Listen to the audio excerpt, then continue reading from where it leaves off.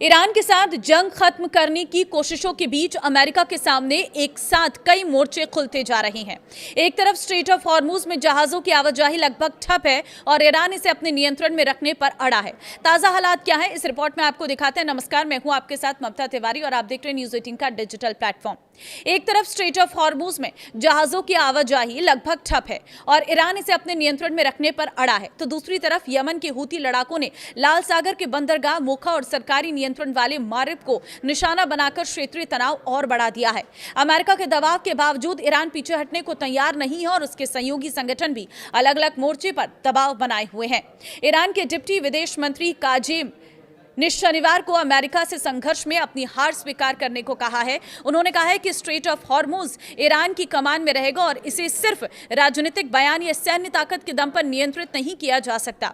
रविवार को यह भी खबर आई है कि ओमान और ईरान में हॉर्मुज पर समझौता हो गया है। ईरान का रुख अमेरिका के लिए बड़ी चुनौती है। युद्ध से पहले रोजाना 130 से अधिक जहाज इस रास्ते से गुजरते थे, लेकिन शुक्रवार को केपलर के मुताबिक सिर्फ 2 जहाजों ने हॉर्मुज पार किया है। इसका सीधा असर तेल की कीमतों पर पड़ रहा है। ब्रेंट और WTI में इस हफ्ते करीब 6% और 5.4% की तेजी की संभावना बनी है।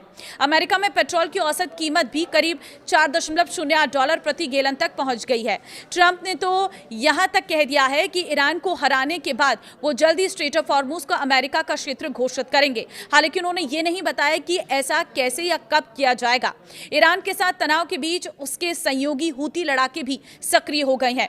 यमन के अंतर्राष्ट्रीय स्तर पर मान्यता प्राप्त सरकार के मुताबिक हूतियों ने शुक्रवार को मोखा पोर्ट पर 6 बैलिस्टिक मिसाइलें दागी हैं। हमले में कम से कम 4 नागरिक मारे गए हैं, 8 घायल हुए हैं, जबकि 2 नाविक लापता बताए गए हैं।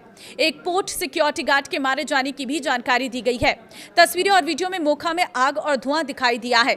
यमनी सरकार ने कहा है कि बंदरगाह के नागरिक और आर्थिक समुद्रिक सुविधाओं को निशाना बनाया गया। शनिवार को हूती ने सरकारी नियंत्रण वाले मारिब शहर में भी 4 बैलिस्टिक मिसाइल और 4 ड्रोन दागे। अधिकारियों के मुताबिक हमलों में घर, वाहन को नुकसान पहुंचा है और एक नागरिक घायल हुआ है।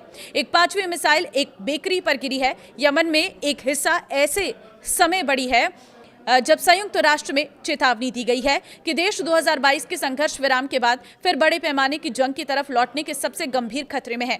वहीं ये सब कुछ हूती ईरान के कहने पर कर रहे हैं। अगस्त की शुरुआत से ही हूतियों और सरकारी बलों के बीच लड़ाई तेज हुई है।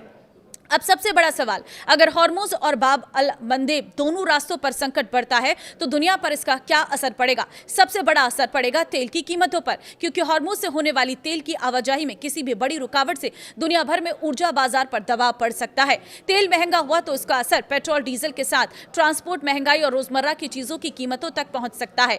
दूसरा असर होगा शिपिंग कास्ट पर। अगर जहाजों को खतरनाक समुद्री रास्तों से बचना पड़े तो उन्हें लंबे रास्ता तक करना पड़ सकता है। इससे समय और ईंधन दोनों की लागत बढ़ेगी और इसका असर आखिरकार आम लोगों की जेब पर भी आ सकता है। भारत के लिए भी यह संकट बेहद अहम है। भारत ऊर्जा जरूरतों के लिए बड़ी मात्रा में कच्चे तेल का आयात करता है और पश्चिम एशिया के समुद्री रास्ते भारतीय व्यापार के लिए महत्वपूर्ण है। इसलिए अगर लंबे समय तक समुद्री रास्तों में बाधा रहती है तो भारत के लिए तेल की कीमत, शिपिंग लागत और आयात निर्यात पर दबाव बढ़ सकता है। हालांकि इसका वास्तविक असर इस बात पर निर्भर करेगा कि संघर्ष कितना लंबा चलता है और तेल की वैश्विक सप्लाई कितनी प्रभावित होती है। तो कुल मिलाकर तस्वीर साफ है। एक तरफ ईरान और अमेरिका के बीच हॉर्मुज को लेकर टकराव, दूसरी तरफ यमन में हूती हमले और इसके बीच दुनिया के महत्वपूर्ण समुद्री व्यापार मार्गों पर बढ़ता खतरा। मोचा में हमले और बाब अल मंदेब में जहाज पर हुए घातक हमले ने साफ कर दिया है कि संकट अब सिर्फ बयानबाजी तक सीमित नहीं है। अब पूरी दुनिया की नजर इस बात पर है कि क्या अमेरिका और ईरान बातचीत के जरिए तनाव कम कर पाएंगे या हॉर्मुज और लाल सागर का संकट और बड़ा रूप लेगा, क्योंकि अगर ये समुद्री रास्ते लंबे समय तक प्रभावित रहे तो इसकी कीमत सिर्फ युद्ध में शामिल देशों को नहीं बल्कि पूरी दुनिया को चुकानी पड़ सकती है। अब आपकी क्या राय है इसमें, मुझे कमेंट में जरूर बताएं। नमस्कार।